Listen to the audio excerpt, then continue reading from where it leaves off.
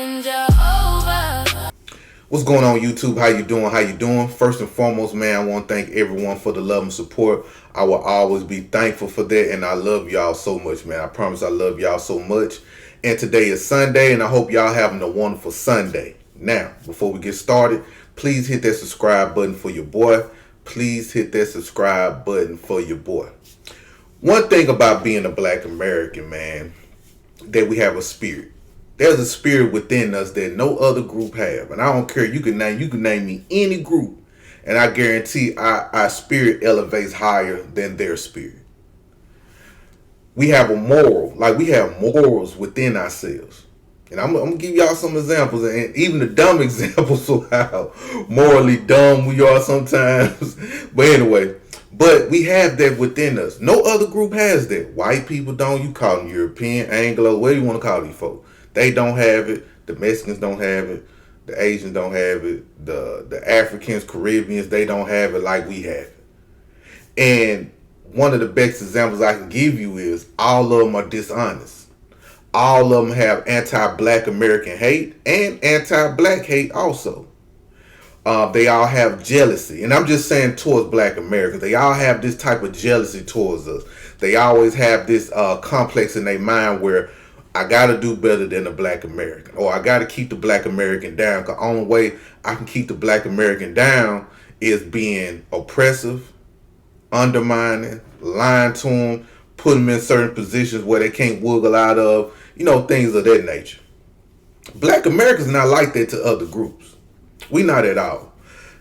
Do Black Americans have their own internal issues? Yes. Are there things that's going on with Black American society that's messed up? Yes. Are there things in our culture that can be perceived as negative? Yes. All those things is true, right? And I will never be oblivious to the things that I see within Black American society, right? Because I'm a Black American man, and I see things that just don't make sense for me sometimes, even within my people, right? But we hold ourselves accountable for that. That's the thing. We hold ourselves accountable for that. And reason why we hold ourselves accountable, and I'm going to give y'all a great example, the reason why I say that. I'm just going to use social media, for example. You have different sectors of social media, especially within Black society.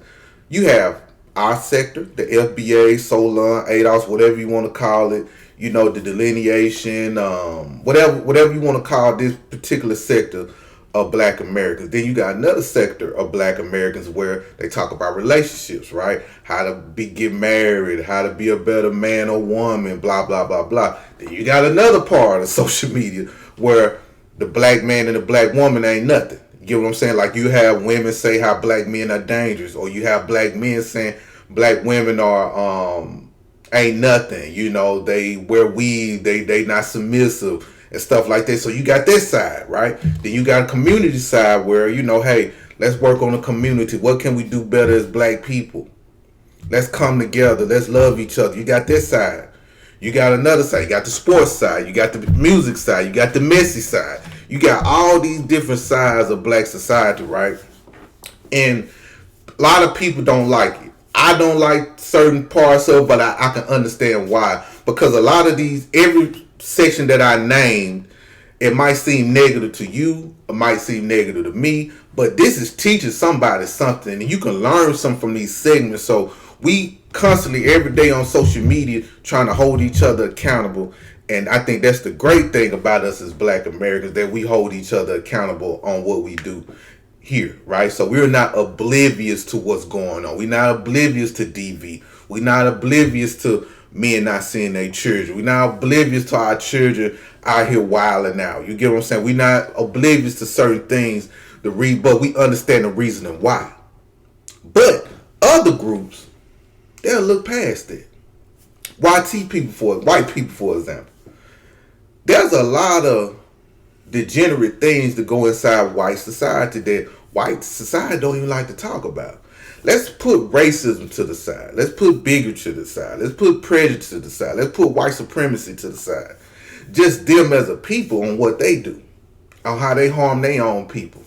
The children problem they got a bad thing with children, bro. I think all groups do, but they got a bad thing with children, man. Like, for them to be number one in the world with messing with children, that says a lot. But you don't see them have spaces talking about that. They never talk about the things that they do to children and how that affects them.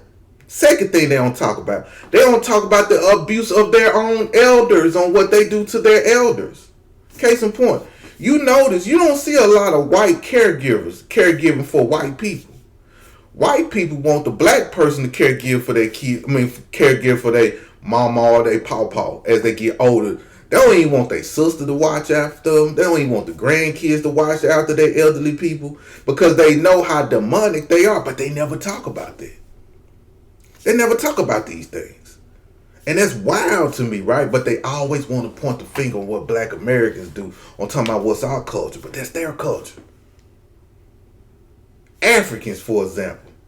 Africans have a bad culture also. Africans never hold themselves accountable. Africans always blame everybody for something. They ain't got nothing to do with nobody else but themselves. Case in point, one of the things that Africans like to deny or like to sweep under the rug is their tribalism. They always talking about how black Americans don't come together, but Africans don't really come together. Only time you see Africans come together when they link up in the West somewhere. You get what I'm saying? When they link up in America or Europe or something like that, that's when they come together. These tribes been beefing for years and they still can't see how they can't grow together as one. They can't understand why Africa is the way it is right now. And you tell them, well, the problem is tribalism. No, it's not tribalism, nigga. It's just, languages. Okay, cool. All that cool. But at the end of the day, it's tribalism. Y'all can't get over tribalism. Y'all having too many tribal wars. Y'all do too many fugazi things. And it's just wild to me. It's just wild to me. But you say we're not together as black Americans. Y'all never stand in solidarity together. It's wild when I get on social media or read the newspaper and I see all these African tribes just going to war with each other over religion. But they always talk about our gang violence. Well, the Bloods and the Crips, the GDs and the Vice Lords, y'all be beating, but that's not all of us. See, that's the thing. Every black person is not a gang member. That's a small percentage of gangs, but y'all tribes are tribes. It could be the mama, the daddy, the grandma, the granddaddy, the uncle, the cousin, the auntie. All those people are in a tribe and they got that tribalistic mindset to look at the next tribe like that ain't nothing. But you don't see them talking about that. They always look at what we do. The Mexicans, right? Latinos, Hispanics, whatever you want to call these people.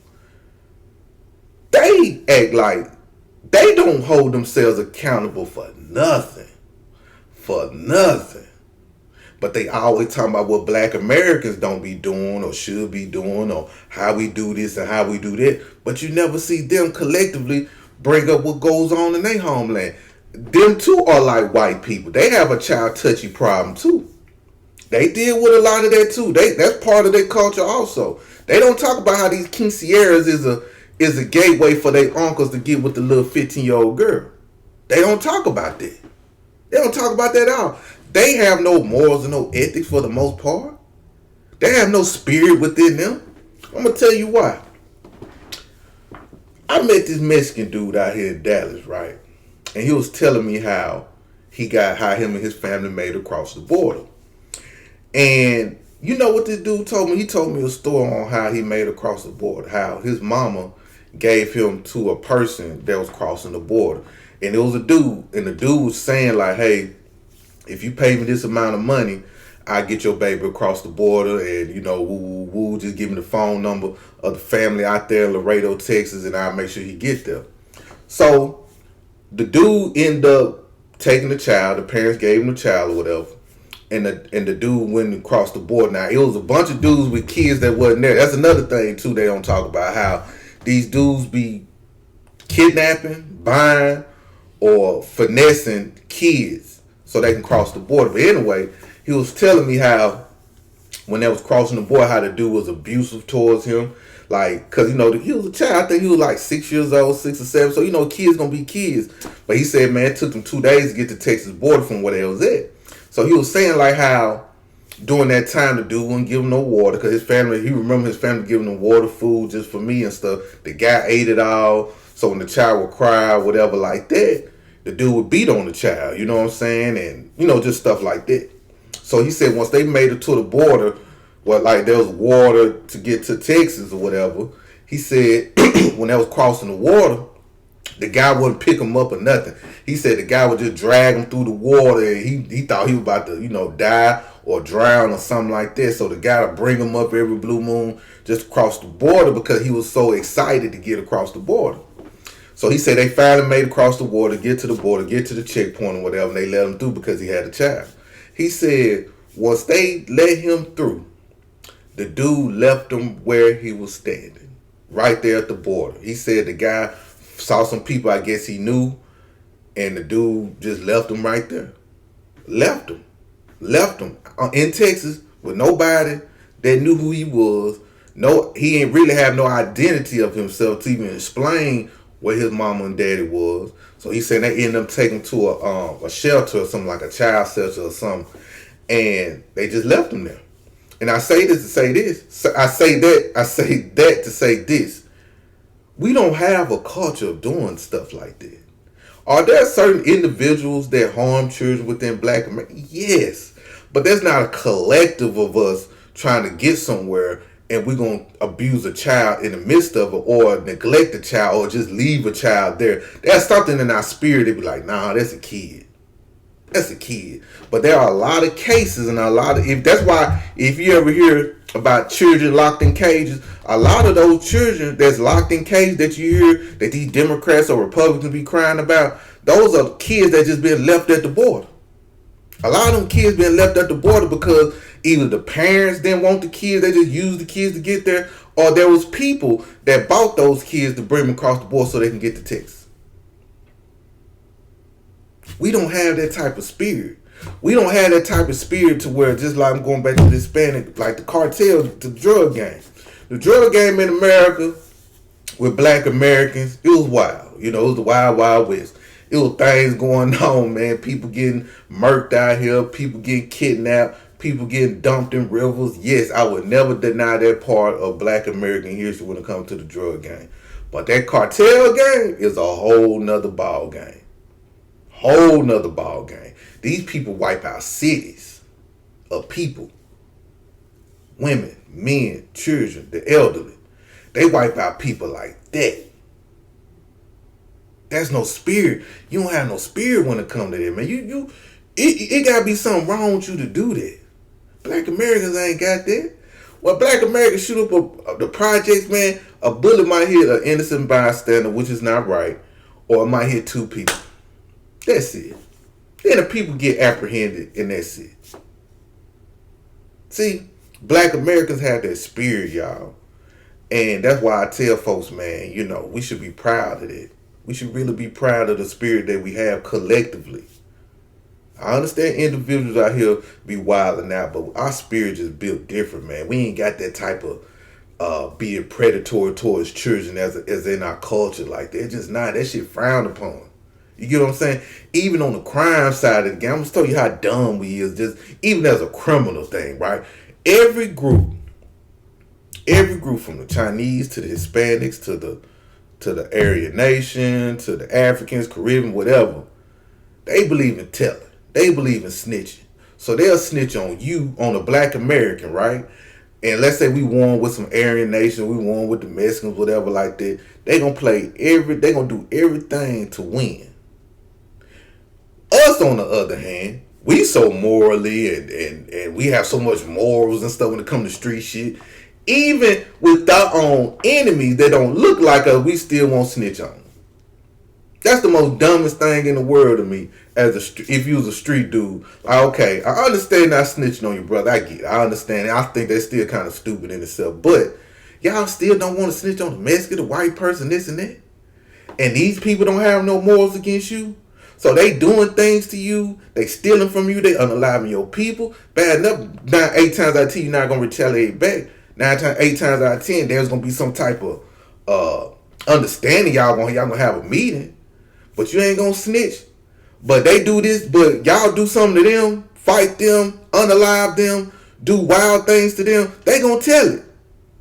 And they gonna be praised for it. They're not gonna be reprimanded for it. But these morals and this street code shit is just one of the most dumbest things in the world. Especially against other people. That's just wild to me, man. Ain't no rules to the streets, man. You gotta play to win, black people. That's why I never understood being a street dude. I never understood it. That's why it wasn't appeasing to me. That's why it wouldn't look good to me like that. Because I'm like, okay, this person do something to me. I gotta retaliate and risk going to prison or getting unalive, where I just call the police on his ass and get his whole shit shut down. But I'm gonna label it as a snitch. But I want to look at it, I'm playing to win. I want to win. You get what I'm saying? That's why I ain't getting in the streets. That's why I ain't getting in the streets, man. I ain't gonna lie. If I was to sell dope, even if it's my own people, if I'm selling dope and I see this person robbing my stash house, he sending people over there to unalive my folk and stuff like that, I'm gonna look at it like, okay, he unalived somebody I love. He stole money from me. He robbing my folk. This is the streets. There's no rules in the streets.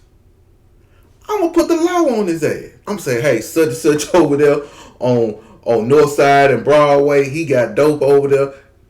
He did this over here. I got all the evidence what he did. Boom. Shut him down. And guess what? My business gonna be flourished. But I can't do that because in black society I'm gonna be a snitch. But white folks do it. Mexicans do it. To us all the time. Mexicans have done stuff I seen and niggas just don't say nothing. But when niggas do something to them, man, the Mexicans gonna take everything they can to knock you down, bro. That's the only thing about our moral, and our morals so strong, man. That's what I don't get. That's the only thing I don't get. You know, maybe some people gonna disagree, but but yeah, man, as black America, we just different. We ain't nothing like them people, y'all. I think that's something we should be proud of, that we ain't nothing like them folks. But anyway, what's y'all thoughts on it, man? Don't we have a different spirit than all these people? Don't we have a different spirit? And let me say this too before I go. Even when it comes to church, it's the reason why other races of people say, hey, if you ever get lost, run to a black man. They never say run to a white man or a Chinese man or a Mexican man. They say run to a black American. It tells y'all something. Anyway, salute to y'all. I love you. Y'all have a good one.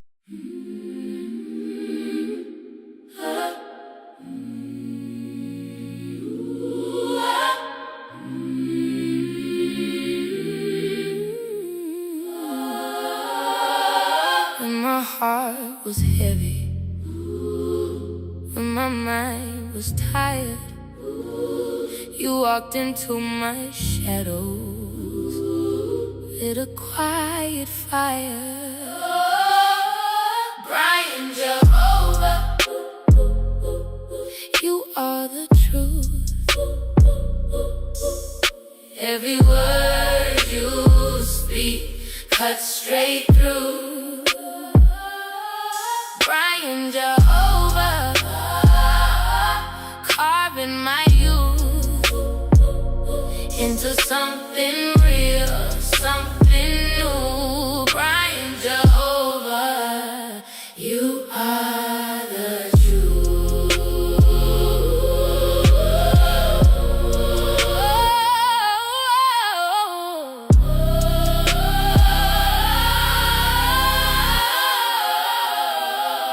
When the lies were louder than the voice inside, you wrote peace upon me, pulled me to your side.